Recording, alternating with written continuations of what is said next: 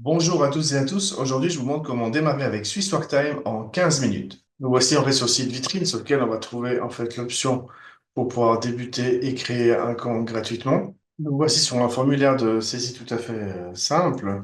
Nous allons créer aujourd'hui un compte fictif au nom de la société Swiss Work Time avec le nom d'entreprise, le domaine d'activité. On va prendre ici un exemple aujourd'hui dans le carrelage.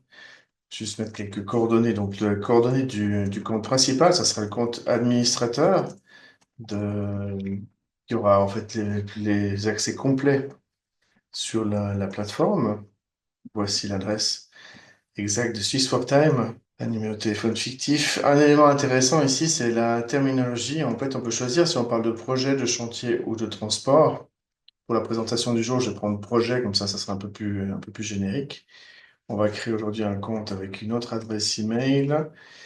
Et puis un mot de passe relativement simple pour faire la démo. Et en fait, avec ceci, on aura créé en fait un compte au nom de la société. Et puis, on va envoyer ceci. Voilà. Nous voilà un petit mot de bienvenue sur la plateforme avec un petit assistant qui va vous permettre de régler quelques paramètres de départ. Notamment, quelle est la durée de travail générale dans l'entreprise. C'est tous des éléments qu'on peut retravailler par la suite. Et puis, nous va dire une journée standard qu'on va dire chez nous qui va être de 7h30 à midi, et puis un retour au travail à 13h. On va laisser les informations par défaut pour cette première démonstration. Et puis, c'est ce que je vais vous expliquer en fait ici, quelles sont les tâches à faire pour la première mise en route. Nous voici en fait dans l'écran principal avec différentes parties. Au sommet, en fait, un menu, une partie centrale avec des raccourcis pour les fonctions principales, et puis une barre de pied de page avec notamment en fait l'assistance ici pour le chat avec notre support technique. Important ici l'aide. On a vraiment une aide qui est à l'ancienne avec plein d'informations. Pour commencer, on va passer dans quelques réglages pour la démonstration pour que ce soit plus efficient. On va créer pour la démo en fait une fonction dans l'entreprise. Donc là, on va créer une catégorie, on va dire que c'est un carreleur avec un tarif horaire à 80 francs. Donc c'est un premier élément. On va aller créer quelques motifs d'absence en plus pour la démo aussi. On a vacances, maladie, on va créer militaire. Je fais vraiment les paramétrages par défaut, hein.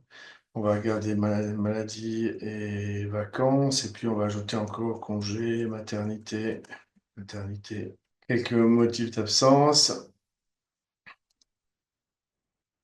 Ici, quelques frais, on va peut-être aller juste désactiver dans un premier temps les frais de déplacement et puis modifier au passage les frais de repas qu'on va mettre à 22 francs, soyons généreux. Voici pour les frais.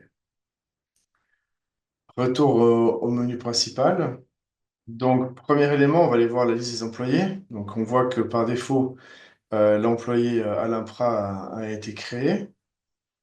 Je vais me déclarer comme étant un carreleur. On va pas aller beaucoup plus loin dans ces infos. On va enregistrer ceci.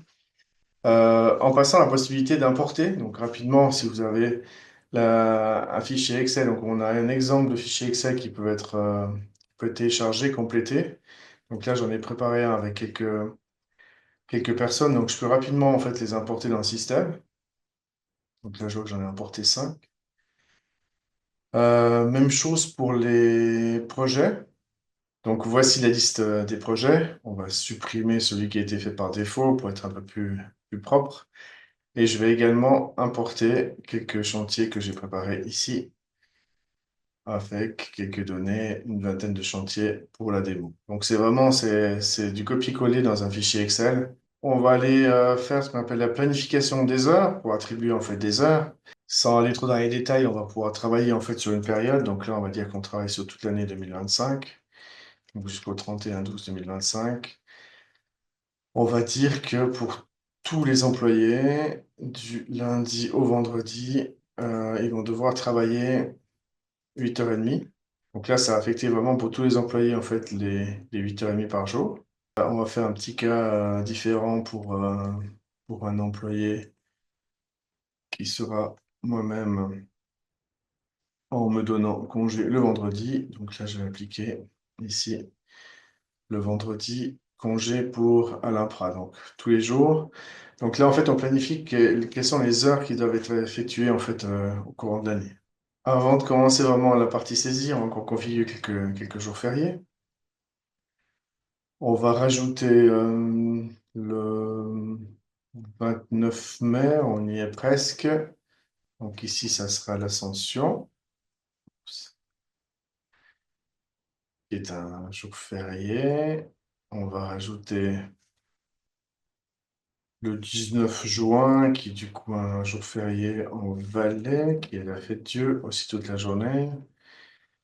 Et puis on va mettre aussi le 1er août,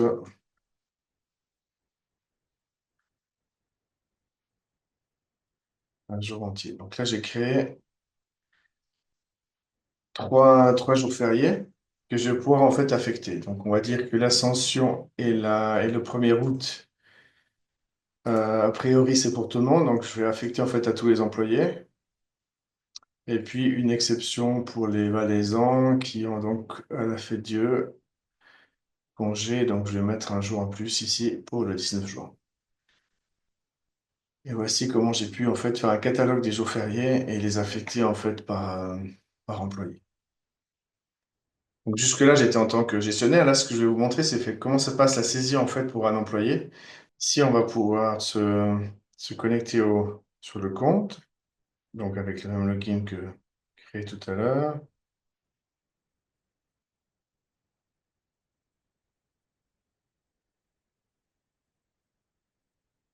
Et me voici dans l'application pour les employés. Petite présentation rapide, on va retrouver en fait ici le menu, ce qu'on appelle le menu burger, avec différentes options. On voit que par défaut, on est sur la version sur aujourd'hui, ce qui est le cas de figure le plus pertinent, avec plusieurs éléments sur la page d'aujourd'hui. Un premier calendrier qui permet de changer de date, si on veut aller voir une autre date. Une partie qui résume en fait les informations du jour. Pour l'instant, ça sera vide. Deux boutons de fonction pour faire une nouvelle saisie ou copier une saisie. Et puis aussi deux boutons de navigation pour passer d'un jour à l'autre. Donc là, on va aller revenir en fait sur lundi pour montrer en fait quelques données. Donc je reviens sur lundi et je vais faire une première saisie ici. Donc là, je vois qu'on a deux possibilités. Soit on saisit des heures sur les absences. Là, on va faire première saisie d'heures. Donc j'ai commencé à 7h30. Et puis on va dire que j'ai travaillé jusqu'à 10h sur le chantier. Alors on va prendre le chantier, on va prendre l'hôtel Alpina ici. Donc là, je ventile en fait mes heures sur l'hôtel Alpina. Et là, l'enregistrement, donc là, j'ai fait un premier enregistrement de 7h30 à 10h, donc de 10h à 2h30 de travail. On voit ici que ça a commencé à justifier 2h30 sur 8h30. Donc, au fur et à mesure que je vais saisir des heures, donc là, on va saisir des heures sur un autre chantier jusqu'à midi. Je vais revenir, donc je peux aussi revenir là-dessus pour dire, ben, OK, le repas, il a été pris en fait sur ce chantier-là. Et puis, l'après-midi, on va terminer un peu plus tard que prévu, à 18h, pour voir qu'en fait, ça va nous indiquer ici une petite période en heures supplémentaires. Donc, on a ici les différentes saisies du jour, les frais de repas, et puis le résumé, le montant des dépenses des heures effectuées. Rapidement, si je reviens ici, je peux recopier la même journée que la veille. Donc, si je viens là, ça va me proposer de récupérer les mêmes infos que la veille. Et puis, aujourd'hui, on va dire que on a de la chance. C'était une absence. Donc là, je vais pouvoir dire que c'est un jour entier. Je retrouve mes différents motifs d'absence que j'ai configurés tout à l'heure. Et puis, on va saisir en fait une journée de vacances. Retour sur la partie web pour voir les données qui ont été saisies. Avant de vous montrer directement les rapports qui ont été générés, je vais vous montrer ce que j'appelle les données brutes. Donc, c'est les données qui ont vraiment été saisies. Donc, temps de travail, absence et frais.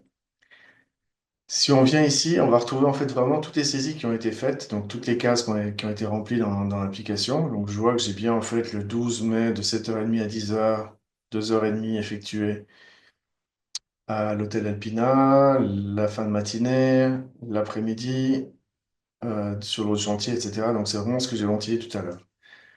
On va retrouver en fait les absences. Donc j'ai saisi en fait les vacances pour le 14. Et sur le même principe, les frais. Donc là, il y avait deux frais de repas à 22 francs qu'on avait eu les 12 et 13. Voilà pour les données brutes. Si maintenant on vient voir en fait un rapport hebdomadaire, on va retrouver la date du jour. C'est cette semaine-ci qui sera affichée. On va pouvoir filtrer. Alors pour commencer, je vais juste vous montrer en fait mes informations.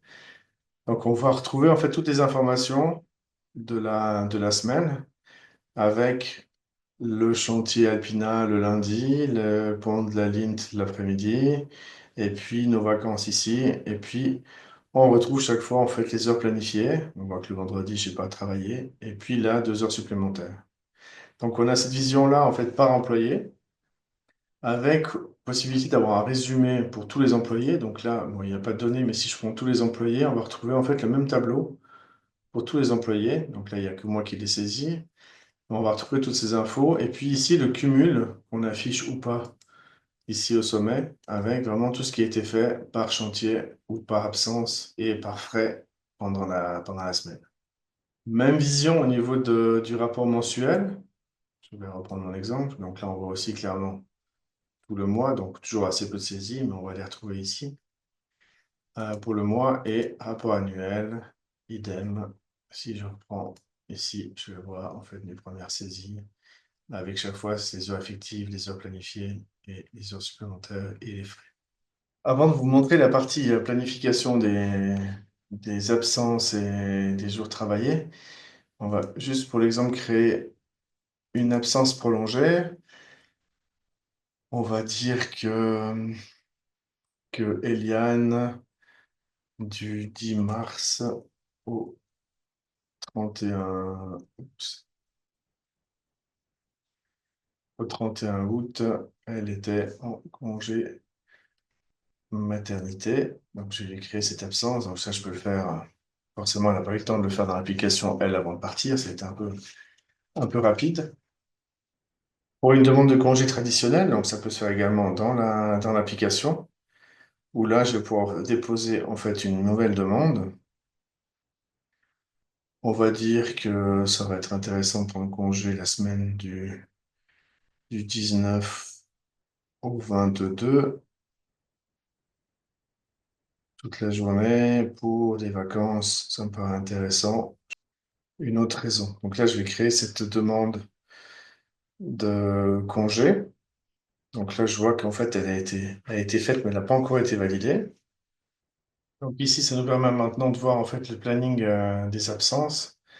Donc là, on a la section à partir de quand on va voir les 6 prochains mois. Et puis ça nous intéresse de voir Eliane et Alain et Sophie. Donc on voit bien le congé maternité de Eliane, hein, qui va se retrouver au fil des mois. Et puis notamment la demande qui a été validée en fait pour les vacances ici de Alain. Avec la possibilité de filtrer pour voir que certains types d'absences, là, donc directement si on veut les voir apparaître ou pas pour les comparer. Donc là, en fait, on voit clairement quels sont les jours. Donc là, on voit bien que je travaille pas le vendredi, donc j'ai que 4 cases par 8 demi-journées. Donc ça, c'était pour la partie gestion des ressources humaines. Au niveau prix de revient, on va pouvoir venir voir ici, en fait, le suivi et des comptes des bilans. Et là, si je prends un projet, donc on avait quelques heures sur l'hôtel Alpina de Zermatt. Si j'affiche un peu plus de détails pour vous rendre compte de ce que ça donne, on va retrouver ici, en fait, les différentes heures de main-d'œuvre. Donc, on se retrouve en fait avec 10 heures qu'on a valorisées à 80 francs de l'heure. Et on voit clairement qu'est-ce qui a été fait de la part de Alain, le 12, 2h30 et le 13, 7h30. Donc, on a vraiment en fait le cumul et la situation de ces heures. Voilà pour cette première présentation de Swiss Time et comment démarrer en 10 minutes. Maintenant, c'est à vous.